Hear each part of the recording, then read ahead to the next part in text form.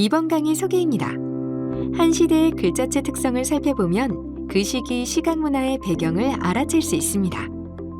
시대별로 글꼴을 구분하는 것은 타이포그래피의 역사를 배우기 위한 목적뿐만 아니라 시대적 양식을 통해 오늘날 우리가 사용하고 있는 활자체의 뿌리를 더 꼼꼼하게 이해할 수 있기 때문입니다.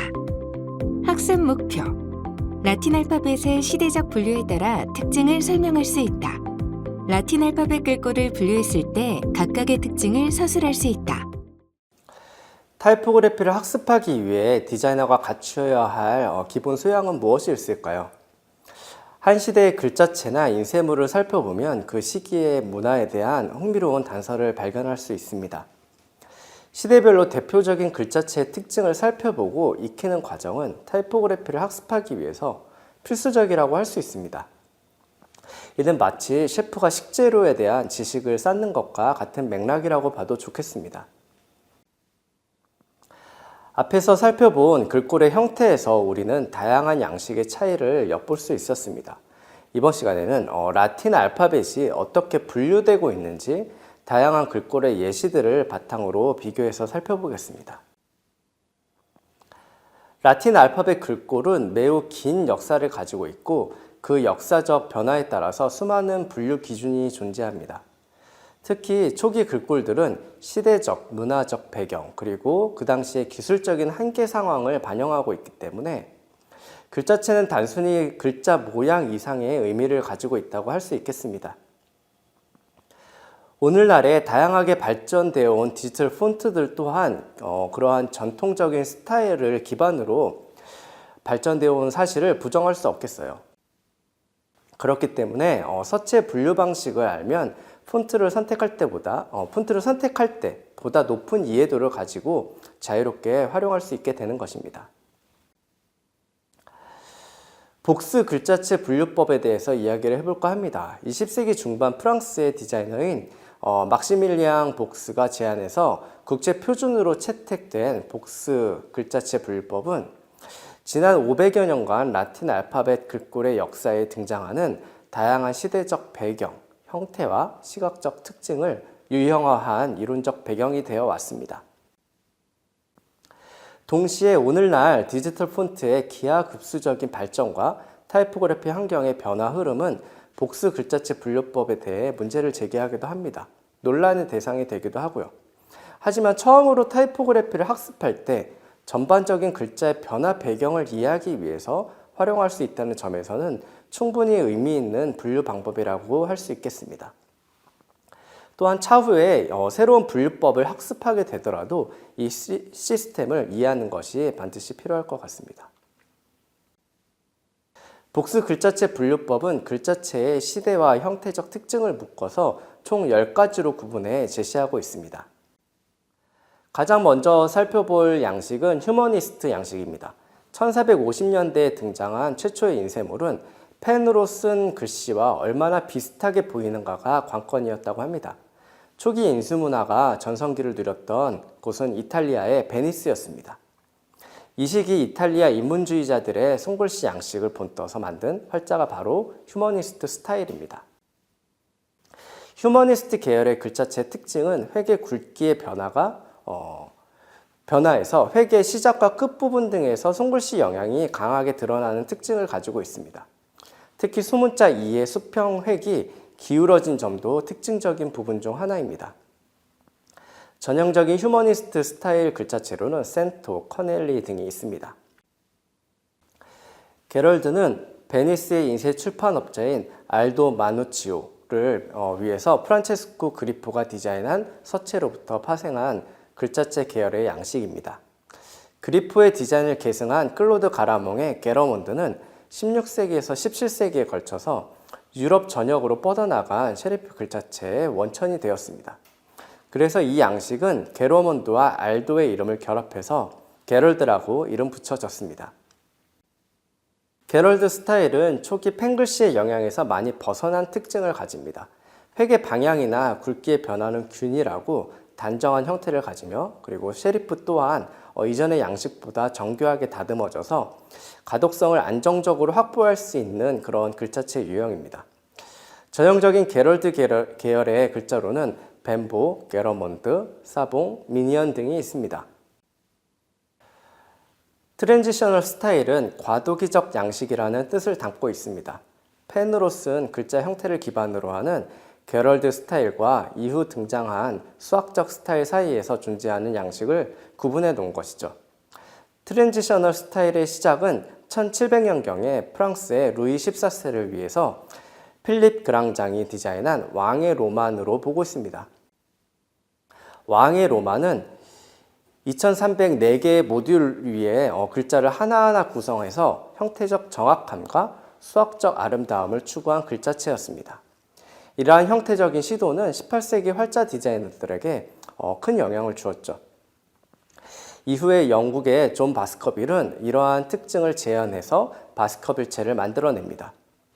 트랜지셔널 스타일은 게럴드 양식에서 진화해서 회계 굵기의 차이가 더욱 뚜렷한 특징을 가집니다. 그리고 세리프 형태가 우아하고 정교하게 디자인되어 있는 것도 특징입니다. 글자의 둥근 부분에 축이 되는 스트레스가 거의 수직에 가깝기 때문에 시대적 요구를 반영한 구조적 통일성이 적용되어 있다고 할 수 있겠습니다. 대표적인 글자체로는 바스커빌, 푸르니에, 켈러도니아 등이 있습니다. 디도와 보도니에서 볼 수 있는 형태적 특징을 대변하는 양식이 바로 디도니입니다. 디도와 보도니는 모두 18세기 후반에 나타난 서체인데요. 디도는 프랑스 파리의 피르맹 디도에 의해서 만들어졌습니다. 1700년경에 프랑스에서 디자인된 왕의 로만이 가지고 있는 수학적 미감을 계승해서 디자인되었다고 볼 수 있어요. 가로획과 굵은 세로획이 직각으로 만나고 그리고 글자 모양이 기하학적이고 그리고 비례는 수학적으로 고려된 특징을 가지고 있습니다. 이전 양식을 계승했던 그런 이전 양식에 비해서 펜글씨의 흔적이 완전히 사라진 글자체라고 할 수 있습니다.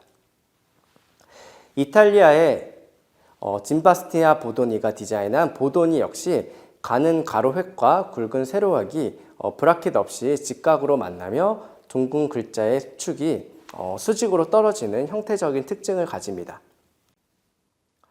이렇게 극단적인 대비를 이루는 형태가 구현될 수 있었던 가장 큰 이유 중 하나는 인쇄술의 발달로 매끄러운 종이 표면에 정교하게 활자를 인쇄하는 것이 가능해졌기 때문입니다.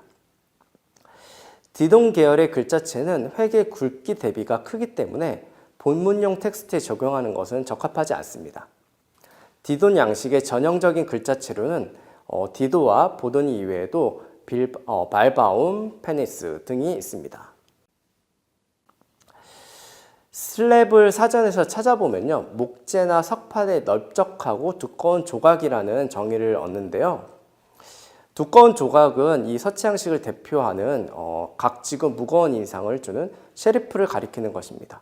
이는 산업혁명 시대의 시각적인 산물입니다. 19세기에는 기계 생산으로 가능해진 대량 생산과 판매가 진행되면서 바야흐로 광고의 시대가 열렸는데요. 짧은 시간에 주목을 끌고 강한 시각적 인상을 줄 수 있는 활자체에 대한 요구가 증가하면서 셰리프의 굵기와 모양에 있어서 극단적인 표현까지 등장하게 된 것이죠. 슬랩 셰리프 양식은 엄밀히 말하면 양방향 굵은 셰리프가 역시 비슷한 굵기의 기둥과 직각으로 만나는 이집션 양식과 장방형의 셰리프가 기둥과 곡선으로 만나는 클라렌든 양식으로 나뉘어집니다. 이집션 양식의 대표적인 글자체로는 멤피스, 록웰, 세리파 등이 있고 클라렌던 양식으로는 클라렌든, 센츄리, 멜리어 등이 있습니다. 산세리프는 활자를 구성하는 획의 끝부분에 돌출된 작은 획, 그러니까 셰리프가 없는 글자체를 말합니다. 최초의 산세리프 서체는 윌리엄 캐슬론 활자주조소에 1816년경에 활자 견본책에서 등장했다고 하는데요. 새로운 시대를 반영하는 대표적인 서체로 주목받기 시작한 것은 20세기 들어와서입니다. 산세리프의 등장 시기와 형태에 따라 그로테스크 산스, 그리고 네오 그로테스크 산스, 기하학적 산스, 휴머니스트 산스 이렇게 네 가지 양식으로 구분이 되는데요. 먼저 그로테스크 산스에 대해서 이야기를 해볼게요. 그로테스크는 19세기에 등장한 산세리프 양식의 이름입니다. 19세기의 시선에서 봤을 때 셰리프가 없는 글꼴이 낯설어 보였기 때문에 그로테스크라는 이름이 붙여졌던 것이죠. 그로테스크 산세리프는 굵기의 차이가 존재하고 활자의 곡선이 유연하지 못하고 소문자 G가 두 개의 루프로 이루어져서 세리프 글자체에 영향이 남아있는 것이 특징입니다. 이 양식의 대표적인 글자체로는 악시덴트 그로테스크, 프랭클린 고딕, 뉴스 고딕 등이 있습니다. 참고로 한글 글자체에서 획이 없는 부분을 민부리 글꼴, 그리고 고딕체라고 부르기도 하는데요. 이는 초기에 산세리프 영향을 받은 미국 글꼴들에서 고딕이라는 이름으로 불렸던 것에 영향을 받은 것이라고 할 수 있습니다. 초기 산세리프가 가지는 시각적 인상이 중세 고딕을 연상시켰다고 하는 거죠. 하지만 이는 실제 고딕 양식 글자체와 혼동을 일으키기 때문에 지양해서 사용하는 것이 좋겠습니다. 이번에는 네오 그로테스크 산스를 한번 살펴볼게요. 네오 그로테스크는 시기적으로는 2차 세계대전 후에 등장한 산세리프 스타일입니다. 네오 그로테스크 산스 글자체는 형태적인 완성도가 뛰어난 것이 특징이에요.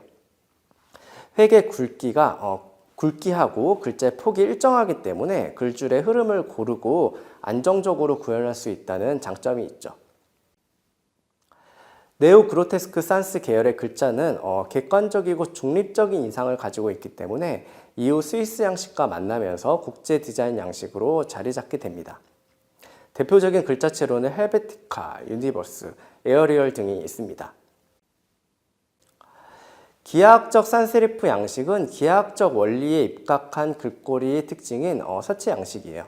20세기에 들어서 등장했는데요.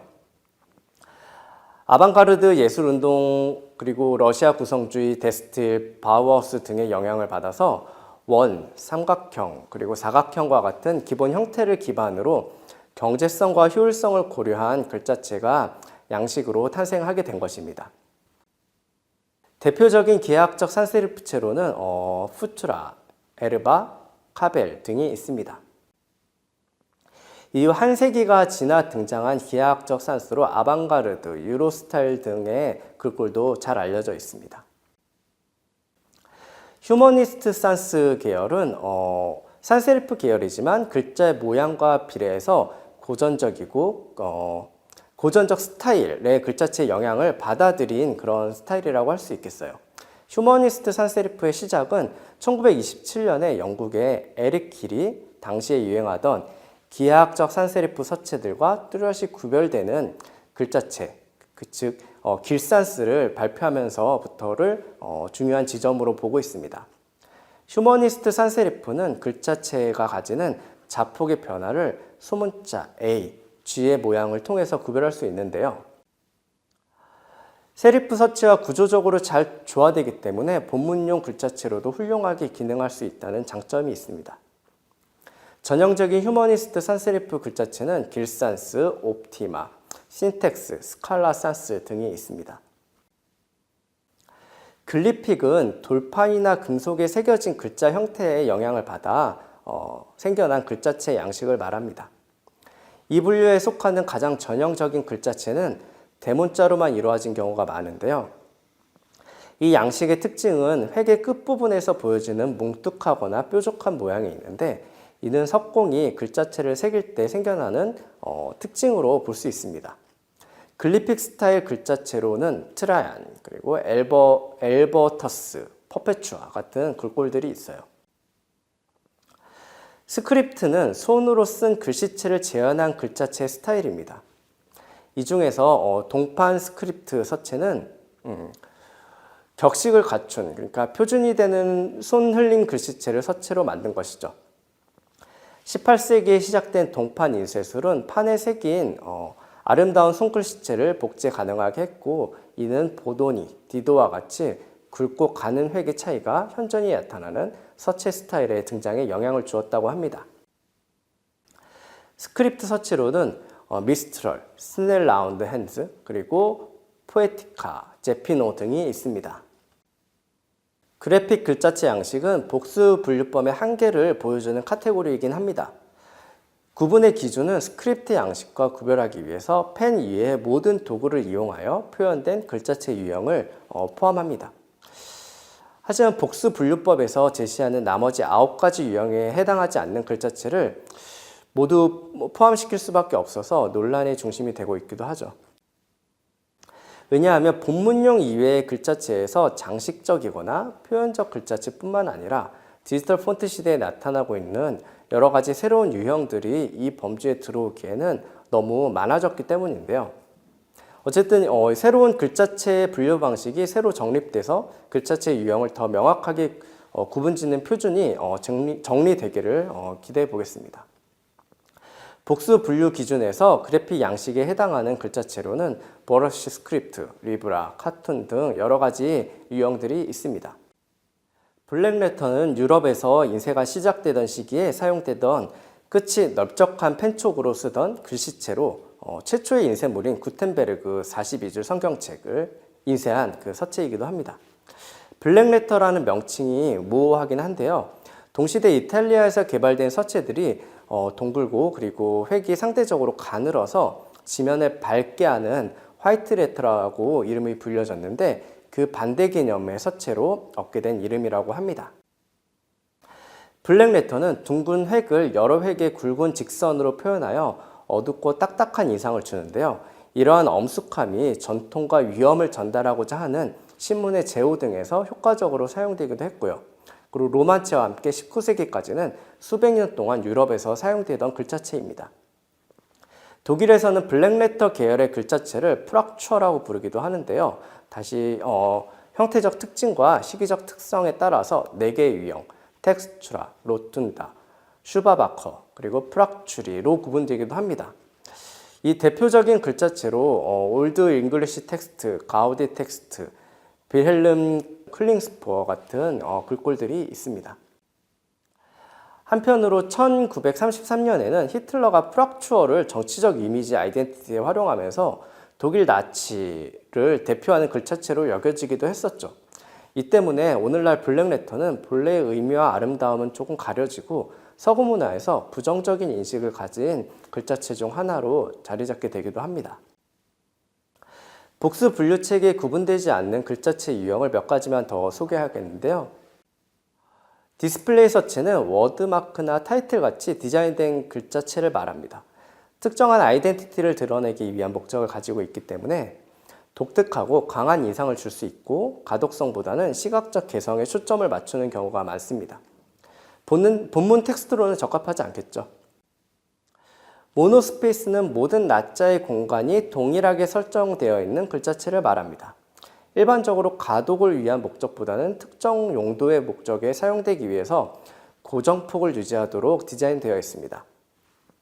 모노스페이스 글자체는 코딩 프로그램이나 숫자를 배열하는 표와 같이 글자들이 세로열에 맞춰서 나열되어야 하는 특수한 환경에 적합합니다. 여권이나 지폐에 새겨진 일련 번호에서 모노스페이스 글자체를 발견할 수 있습니다.